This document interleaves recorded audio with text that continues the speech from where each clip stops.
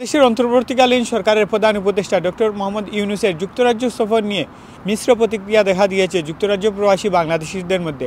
বিশেষ করে আগামী 9 জুন তিনি যুক্তরাজ্যের আসবেন এবং ব্রিটেনের রাজা তৃতীয় চার্লসের দেয়া হারমোনি অ্যাওয়ার্ড নিতে তিনি যুক্তরাজ্যে আসছেন।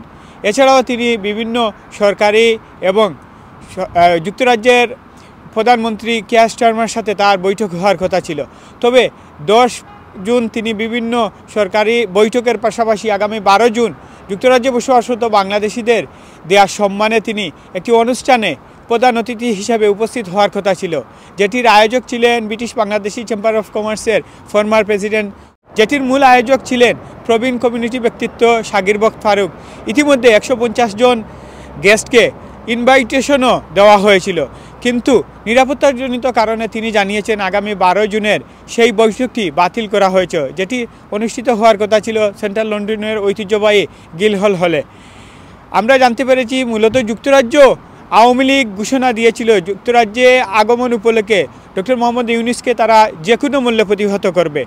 আসলে গিলহল হলে অনুষ্ঠান চলাকালীন সময়ে যদি যুক্তরাজ্য আওয়ামী লীগ সেখানের বাইরে অবস্থান করে বিভিন্ন ধরনের স্লোগান কিংবা ইউনূস বিরোধী স্লোগান দেয়, তাহলে দেশের ভাবমূর্তি বিনষ্ট হওয়ার পাশাপাশি গিলহলের যে সম্মান ছিল এই নিরিবিলি এরিয়া এবং যেটির একটি প্রেস্টিজিয়াস হল, এই হলকে কেন্দ্র করে হট্টগোলের সৃষ্টি হওয়ার সম্ভাবনা দেখা দিয়ে হল কর্তৃপক্ষ অনুষ্ঠান বাতিল করতে বাধ্য হয়েছে।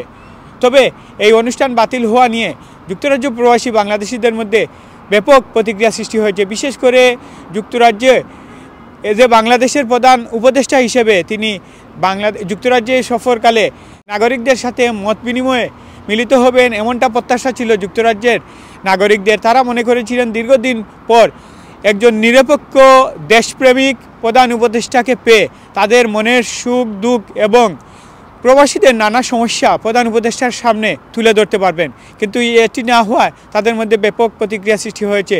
যদিও আনুষ্ঠানিকভাবে রিফর্ম বাংলাদেশ নামে একটি নতুন সংগঠন তারা 10 জুন আলতাফ আলী পার্কে ডক্টর মোহাম্মদ ইউনূসকে স্বাগত জানিয়ে যুক্তরাজ্যে আনন্দ সমাবেশ করবে এবং তারা মনে করছে যুক্তরাজ্যে ডক্টর ইউনূসকে যত ধরনের সহযোগিতা করা দরকার তারা সেটি করবে বলে প্রেস কনফারেন্সে জানিয়েছেন।